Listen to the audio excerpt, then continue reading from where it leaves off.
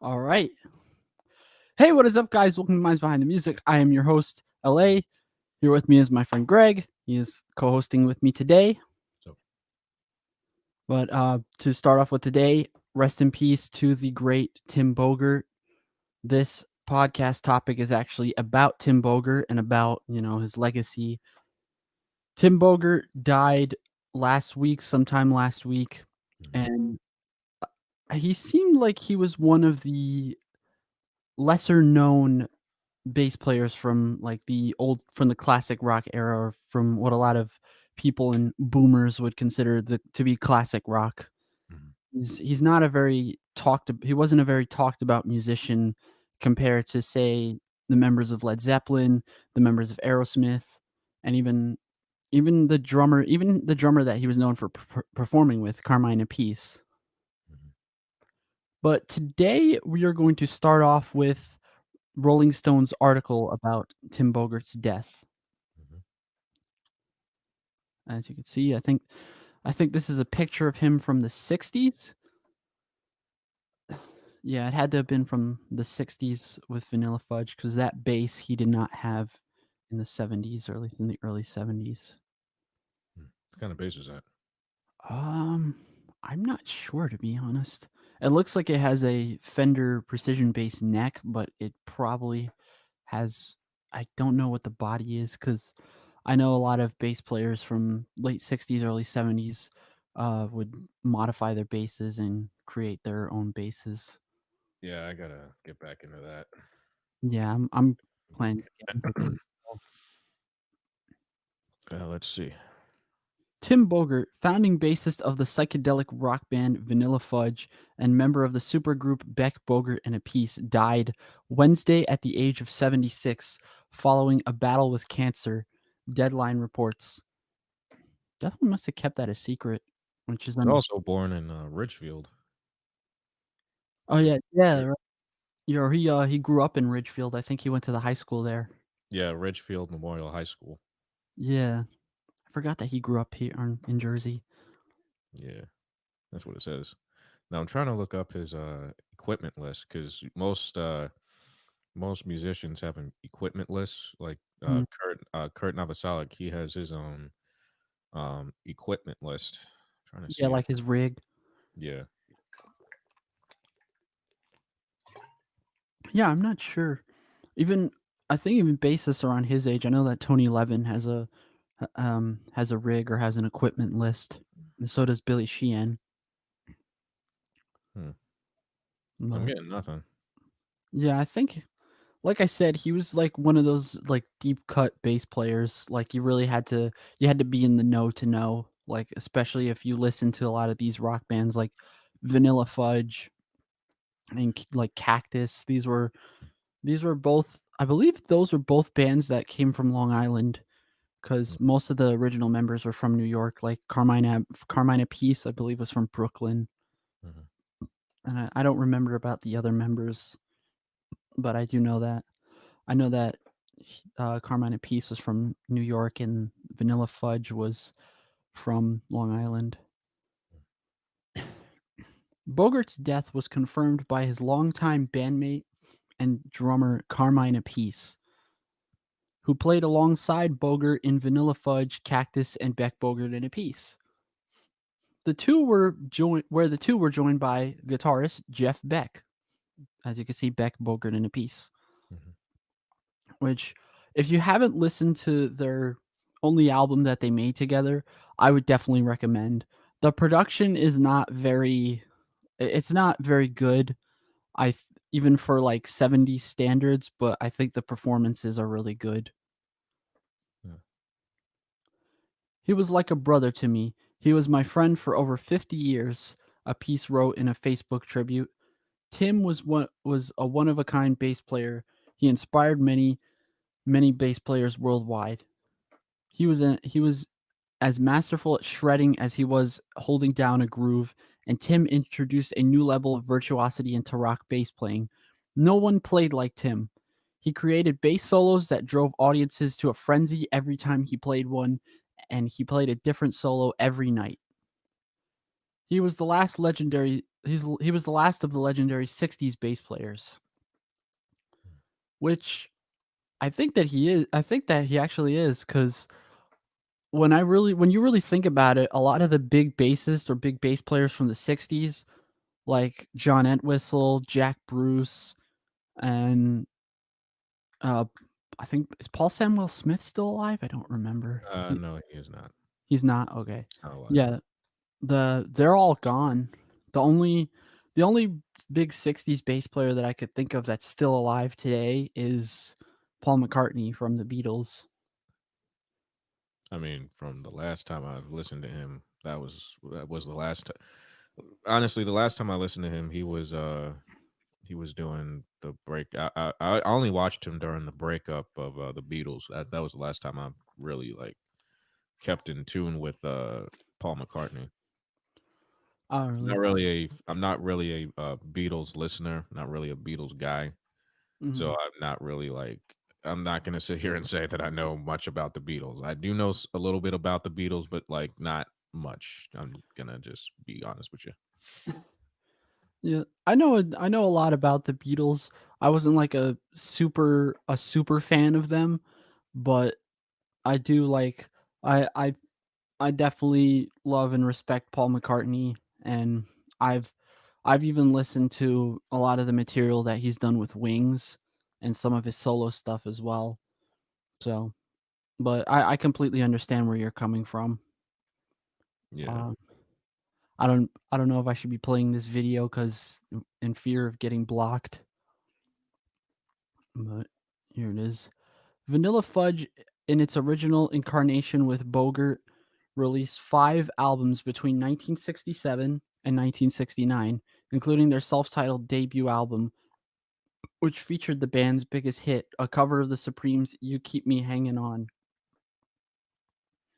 The group disbanded in 1970 but would reform throughout the next 5 decades, with Bogert taking part in various reunions, including their 2007 album Out Through the Indoor, which is a collection of Led Zeppelin covers until his retirement from touring in 2009. Following their tenure in Vanilla Fudge, Bogert and Appice formed the early heavy metal group Cactus, which released 4 albums between 1970 and 1972. After the band split, Beck, Bogert, and Appice were joined by Beck to form the one-off supergroup Beck, Bogert, and Appice, with the trio releasing an eponymous LP in 1973. That album featured the first recorded version of Stevie Wonder's Superstition, originally a collaboration between Wonder and Beck, with Bogert on lead vocals for the trio's take.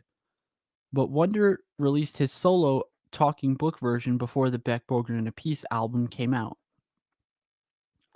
So basically that was a cover that it was like on the fence of who was going to release it first, and it turned out that Stevie Wonder was going to release it first. And Beck Bogert and Appice's version was pretty good. I I could probably play like 3 seconds of it, and just so you guys could have a basic idea of it, but I don't want to risk getting blocked, so here it is. Let's see if I could. Just gonna do a little bit of that. You could hear a little bit of Tim Bogert's playing here.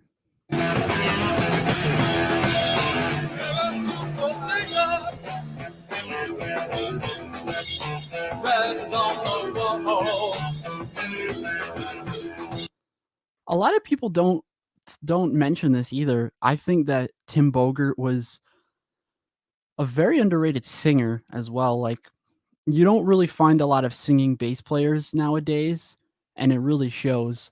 Mhm. And I think when it came with Tim Bogert, he was another good example of that. Like, he could sing and he could play both very well. He could sing really well and he can play the bass very well. And you rarely see a lot of that nowadays. Even nowadays, you don't really see a lot of that because there's only a couple. Like I said, there's only a handful of bass players that can sing and play really well, like Gene Simmons, Paul McCartney, Geddy Lee.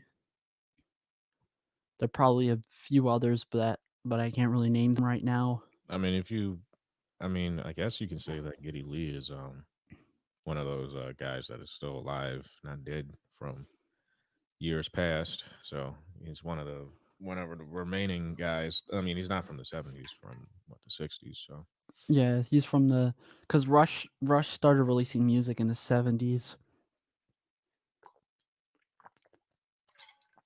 but I guess actually no. Peter Cetera retired. Peter Cetera from Chicago. He could also kind of count because Chicago's first album was in 1969, and he was playing bass. He was also known for his bass playing skills and his singing skills.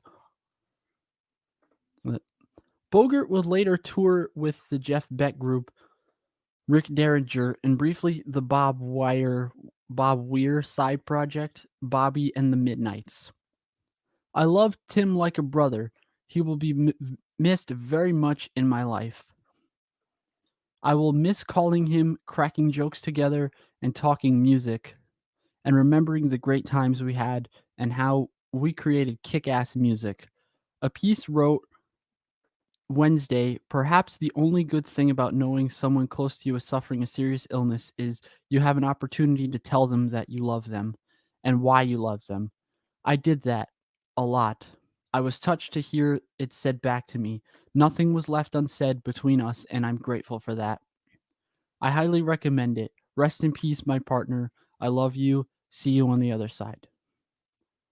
That was a very nice and very touching send off for a piece to say about his, about a bandmate that he's worked with for so long. And I definitely have a lot to say about Tim Bogert because I actually have a little story to tell you.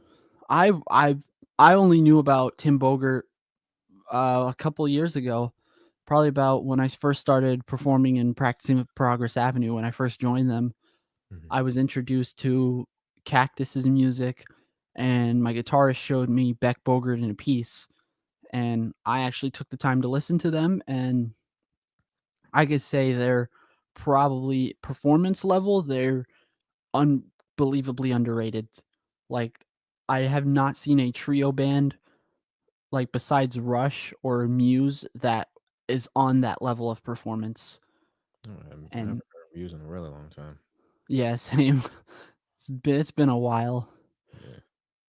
but I I could not think of any other I could not think of any other group that and Cream. You can't forget Cream. They were like the power trio of the 60s. Mhm.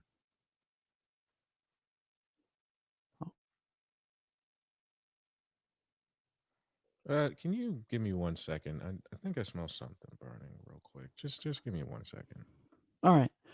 I'm just gonna talk to the audience and go grab my bass so I could show them a few of Tim Bogert's lines. But yeah, before Greg comes back, I'm gonna set up my bass and I'll show you guys a little snippet of I'll show you some snippets of what Tim Bogert's bass was or his bass playing. But just bear with me, guys. I'm gonna go grab my bass.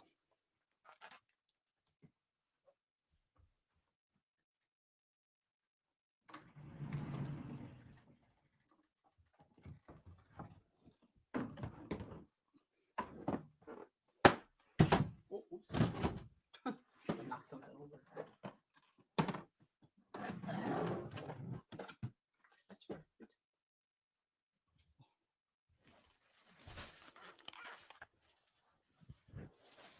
I swear, every time I bring out my bass, something gets knocked over. All right. I don't know what was burning, but stopped it.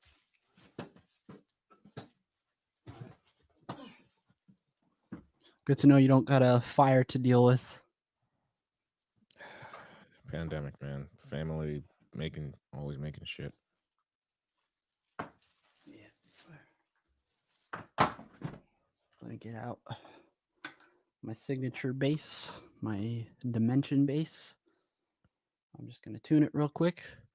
But to go off from what we were talking about with Tim Bogert, I could confidently say that he was probably the perfect classic rock bassist out there.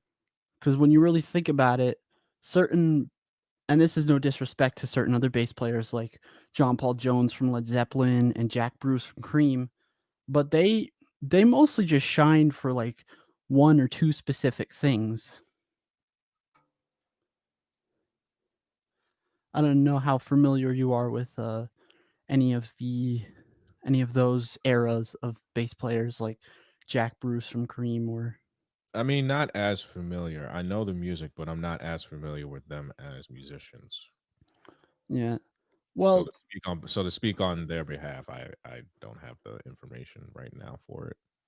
all right. Well, to long story short, I think that like for example, I love Led Zeppelin, but with John Paul Jones, and he's again, this is not saying he's a bad musician. He's a great musician. I think he's one of the most important components of Led Zeppelin. I feel like he shines more on the songwriting and composition aspect rather than the performance aspect.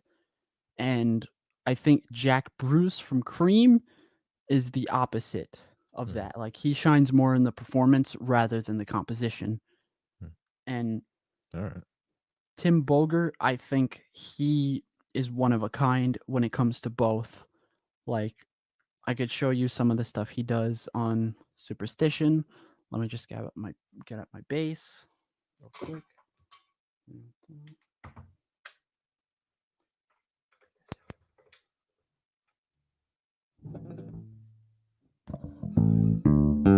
Can you hear that?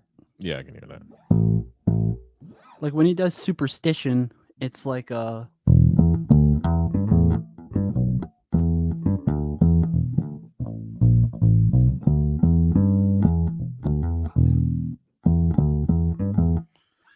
and it's like he chooses what fits the song the most, and he creates tension when it's needed. He creates tension. He chooses when to go with the guitar and when to just do his own thing, and it's just all about timing. It's perfect timing, and that's what makes a bass player shine more. Hmm. But I could show you how Superstition starts by Beck Bogert and Appice. I think it's goes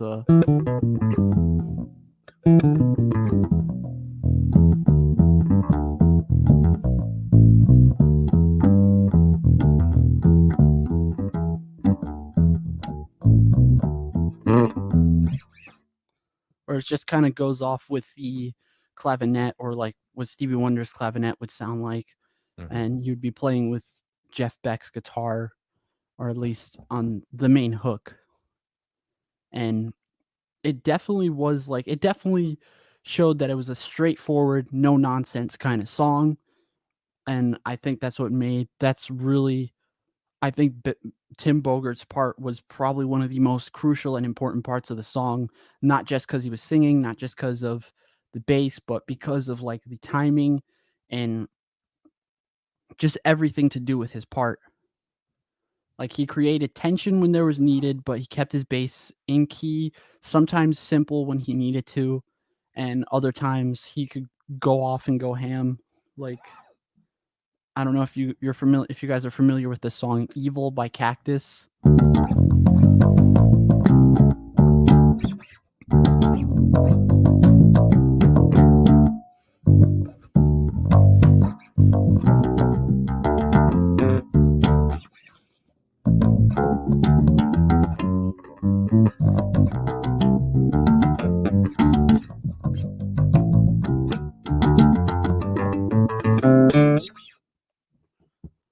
It's that kind of riff. It goes with the guitar, but when the solo comes along, when the solo of the guitar or the when the guitar solo comes, he still stays in key, but he's like improvising as well, and he's staying like he's still like he's doing his own thing, but it fits. It fits with the rhythm, and it also fits with the guitar solo, which is, in my opinion, one of the most challenging things you could do as a bass player. Yeah.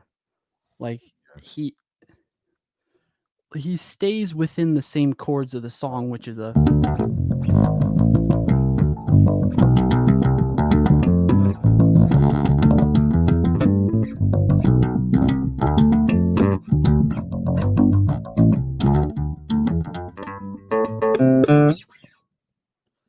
which it's just mostly those chords, and I think he just does like the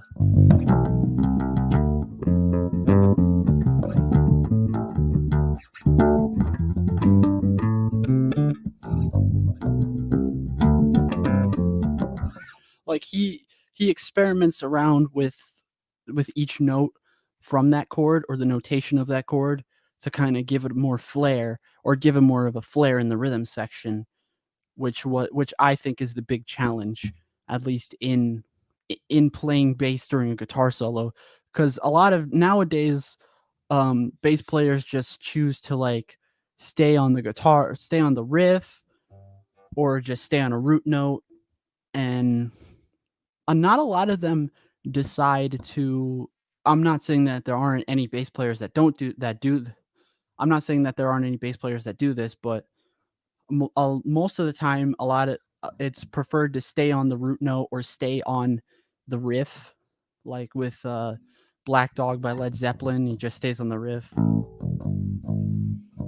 Now that I'm looking at it, now that I'm looking at it actually, looks Oh, what like did you say?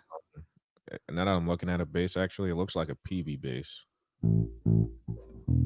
Tim Bogert's bass looks like a PV. Oh, the one that he has from the '60s. Yep.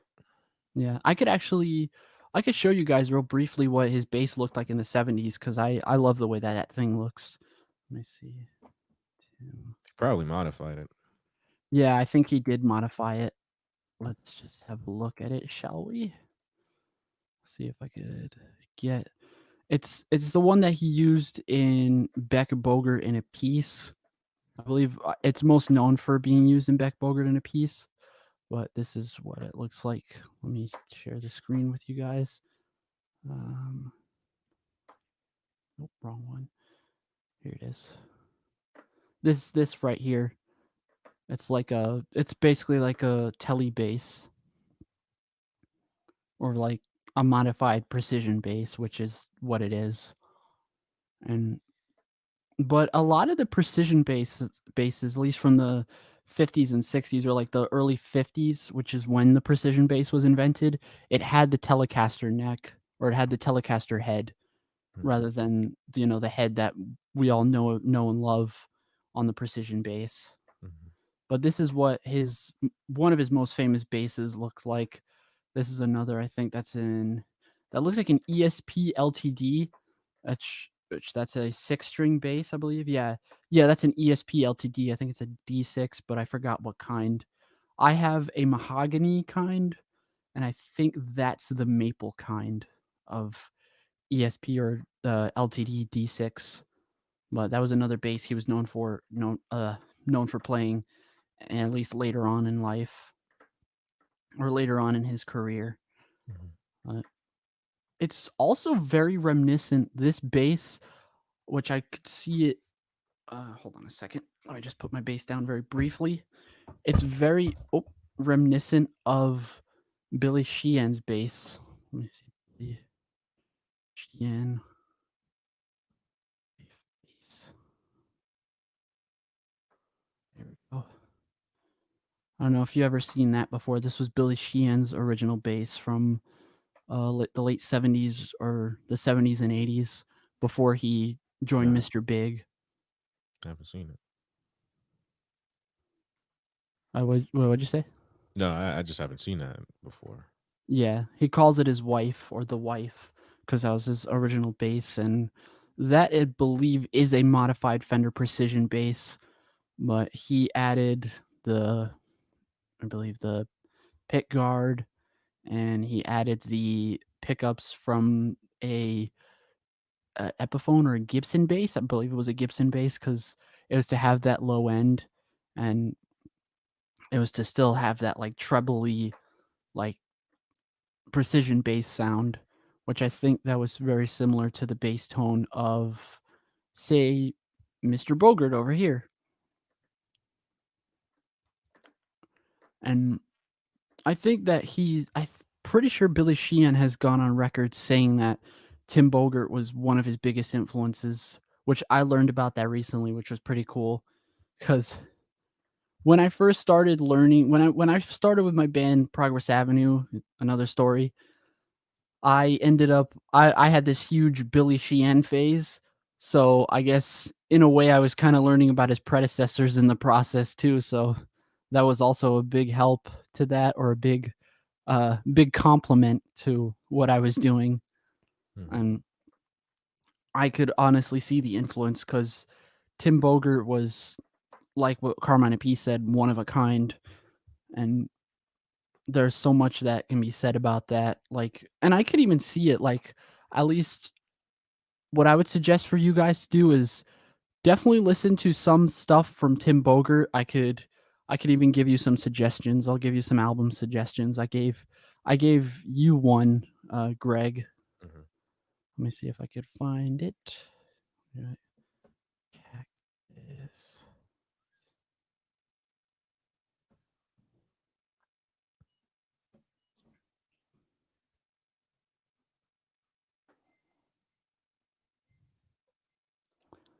See if I can find it. Cactus. There we go. The album that I would definitely suggest you check out, besides Beck Bogert and Appice's one album, is Restrictions by Cactus, because this was one of Tim Bogert's most known albums that he's played on. Um, and I would also suggest checking stuff from the Jeff Beck group, from at least from the 70s, like the early to mid 70s, whichever album he's playing on. I could actually look that up real quick. But definitely check out this album. It's called Restrictions. It's by the band Cactus. Carmine Appice also plays on it. If any of my drummers who are big fans of Carmine would be interested in checking it out, but I would check it out. It has some excellent bass playing, some it's also pretty heavy for its time. Like, this album came out in 1971, and it has like very strong driving guitar riffs, and it's just a lot of high energy for a rock band, even for a rock band from back in that day. But definitely check that album out. Their cover of the Howling Wolf song Evil is a big song from that album. Guiltless Glider, that's another great tune from that album. I think that's where most of the time Tim Bogert is just hitting root notes. I believe he's hitting like a I think at some points he goes ham because that's Tim Bogert. He chooses when to go simple and then go ham on a song, and this is one of them. I think Guiltless Glider. I think he holds on to the G, where it's like I forget how the tempo goes, but it's like, and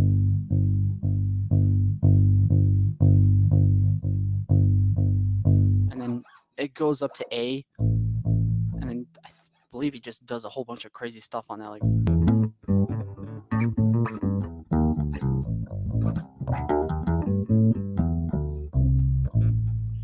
and I think besides John Entwistle from the Who, he was another bass player to really put that minor pentatonic to good use. Oh, and we can never forget Geezer Butler. He was also known for putting that minor pentatonic to use. That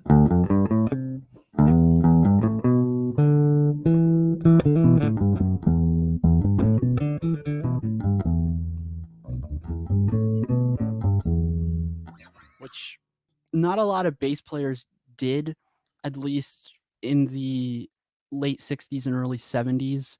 I don't know how familiar you are with that, Greg, or if you know any bass players that were known for the minor pentatonic. Mm, not any musicians that come to my mind. Not any of those that come to my mind.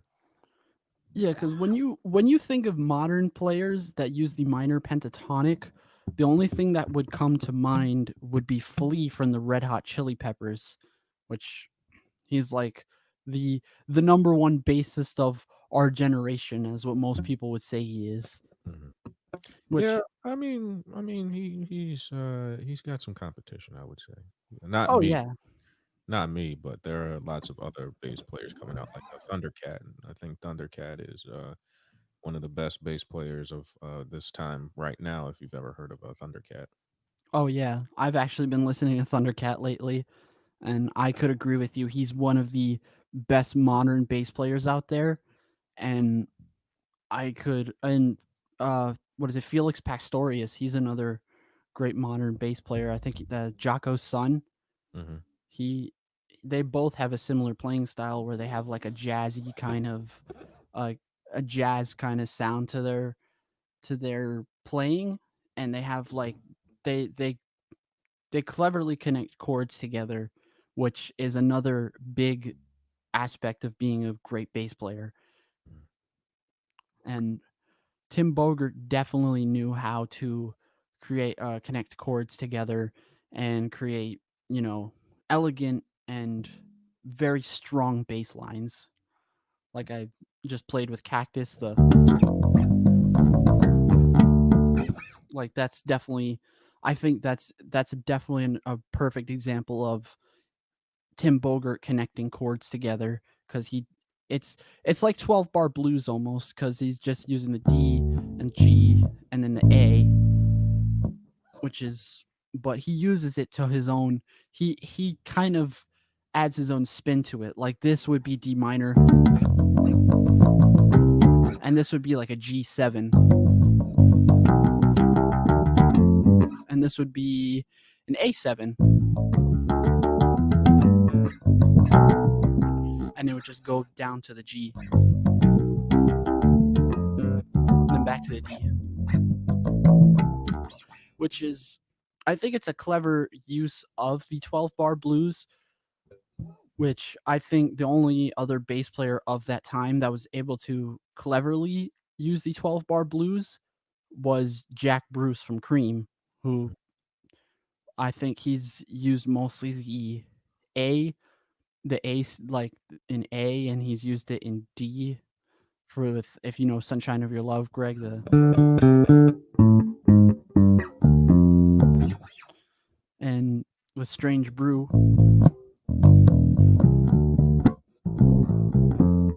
and it goes up to the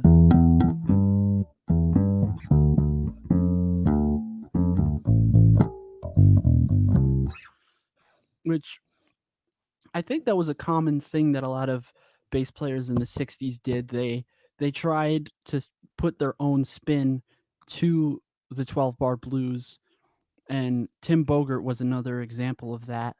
Like Tim Bogert used it in a lot of his music, especially in Beck Bogert and Appice and Vanilla Fudge, and it's just it's ever changing, and I think that Tim Bogert was definitely a great precursor that to that sound. Which, if you, I like I said, if any of you guys haven't listened to him, I would suggest you do.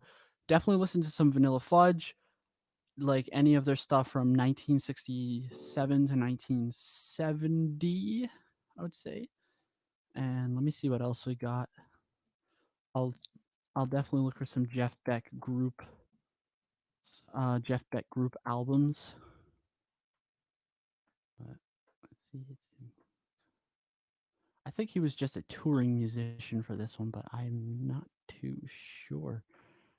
Yeah, I think he was just a touring musician for that. But Beck Bogert and Appice. That's just the name of the album. It came out in. So I would just mostly suggest two albums that you guys should listen to: Restrictions by Cactus and Beck Bogert and Appice. It's just called Beck Bogert and Appice. It came out in 1973. It's definitely worth the listen. I think that it's quite a quite a unique album. Like I said, if you're looking for great production, do not listen to that album. But if you want to hear like straightforward, no nonsense rock and roll and some big, clever performances, definitely check that album out. If you want the better production album, definitely check out Restrictions by Cactus because I personally think that's a better album a better album for production. Mm. But Do you have anything else you wanna say about it? Do you have anything else on what your takeaway is for but with Tim Bogert? Instead of actually having to work on my pentatonic skills, I would think, just for me, I think just listening to different types of players just gives you a instance of how you should be playing and how you should differentiate your artistry. Because I think for most people, they want to sound like that artist. But again, for me, and I think we said this before, I just I listen to certain people, but I don't make their styles my styles. My style is different from other people's. So Mhm. that's why I mean, for the last couple of weeks I've just been listening to other people, but I've I mean, I have to get back into practicing. But yeah. But I mean, ever since we did our album, not our album, our EP, I've just been taking a break. So, I've just been doing a lot of other work on my other things. But again, I always go back to just how things sound, and I play by how I think about the song and stuff like that. That's how I go about my bass playing. Yeah, I see what you mean.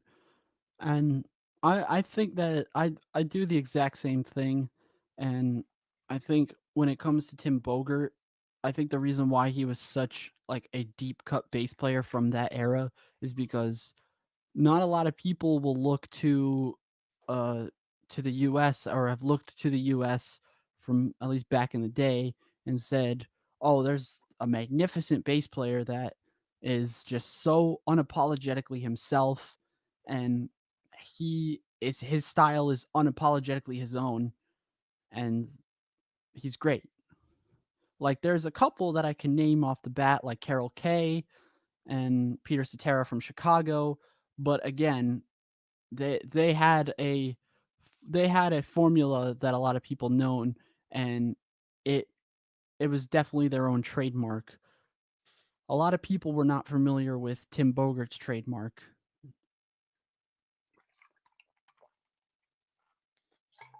I just need to have a sip. My mouth is getting dry. But I think Tim Bogert was such a unique kept secret from the world of rock and roll because no one really no one has really talked about him as much, even though he's probably been a big impact onto bass players that came after him, and that's not something that is common. Like when you look at famous bass players, they're going to tell you their influences right then and there. You might not have even heard of them. I could Mm. probably tell you some of mine, and you probably never even heard of them. And you could probably tell me some of yours, and I probably wouldn't have heard of a few. I But I don't really, for me, I don't really say these are my influences. I just say, like the playing reminds people of things, but I just don't say I really have influences. I have people I listen to, but they're not really my influences.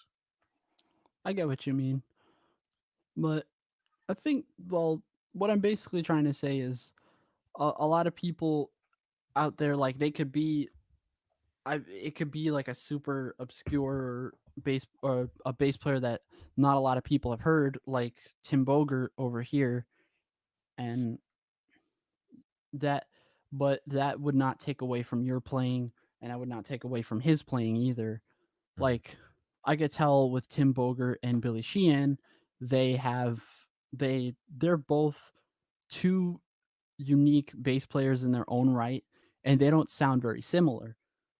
At least not at least not in their music. Like you could tell their playing is different from each other, but I could tell that there's some sort of takeaway from a lot of like bass players from the past.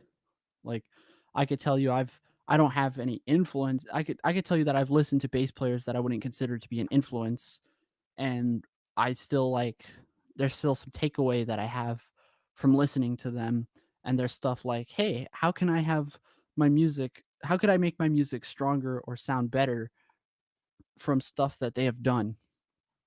Mm, Now, I'm not saying to copy from them, but what I'm saying is like, what are they doing on their bass, and what does it sound like? Could I try something similar, or could I try something that would make it my own? mhm, And I think that's what I think that's definitely what Tim Bogert did with his bass playing, because at the time there wasn't much given to bass players, at least in the 60s and 70s, like the late 60s and early 70s. Like there was so much interpretation that you could give. Like same thing with John Entwistle from the Who, Paul McCartney from the Beatles. Like there wasn't a lot of influence, or there wasn't a lot of uh variety out there, saying, well, not variety, but a lot of a lot of sounds that you would hear today, like with just rock in general. Because when people would think about rock back in the day, no one would think of how will the bass sound compared to the guitar? Will it complement the guitar? Will it just be the low end?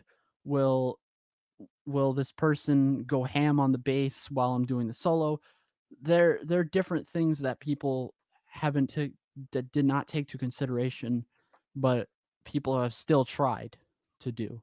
Like, what I'm saying is Tim Bogert decided that, you know what, I'm gonna take some of the old fashioned ways that we've learned from old rock and roll and to blues, and then I'm gonna add a newer flair to it. And I think that's really what made Tim Bogert so unapologetically himself, and I think that's what made him the perfect classic rock bass player out there. mm. Uh, what is your takeaway from, the riffs that I showed you and the bass playing style that I showed you very briefly? Hmm. I guess I could say that he had a very distinct way of playing. From my end, I don't really have that much to say about because I have to listen to more of his music. I only got to listen to a few things, but there is I mean a lot of jazz sounding stuff. A lot of jazz sounding stuff I can hear. But again, I mean for a rock artist such as myself, I look to more like classical jazz type stuff to get my riffs from. Mhm. Because for rock, it's a like I guess you can say funk too, but if you really want to like get melodic and stuff like that, I guess if some people would think about it that way, like I always go to my compositions for that type of stuff. You know what I'm saying? Yeah, I know what you mean. I guess I kinda do the same thing as well when it comes to, just practicing and performing, like, classic rock and all that other stuff, or at least in my own music. Like, I just think about it. I just think about what the song will sound like, or how I will make the song sound on my bass, and it just happens. Like, it isn't just like, oh, I'm gonna think about this influence and I'm gonna play that. Oh, maybe I should sound like this, and then this was what will happen. No, it's just it's more of like a heat of the moment kind of thing, and I think that's what a lot of bass players and a lot of other musicians do. Like, Tim Bogert he definitely seemed like he was someone that kind of did a lot of that heat of the moment stuff. Like, he went and said, "Okay, this is what the song sounds like. I'm gonna play my bass this way." And he just did it. And it was it was definitely it definitely strengthened the song, and it was definitely like you could tell, like, yeah, it wasn't like extremely thought out, but he felt it. Mm, And in a lot of those situations, you have to think rather than you feel, rather than you have to feel rather than think about what the song is going to sound like. Does it feel good to play it like this?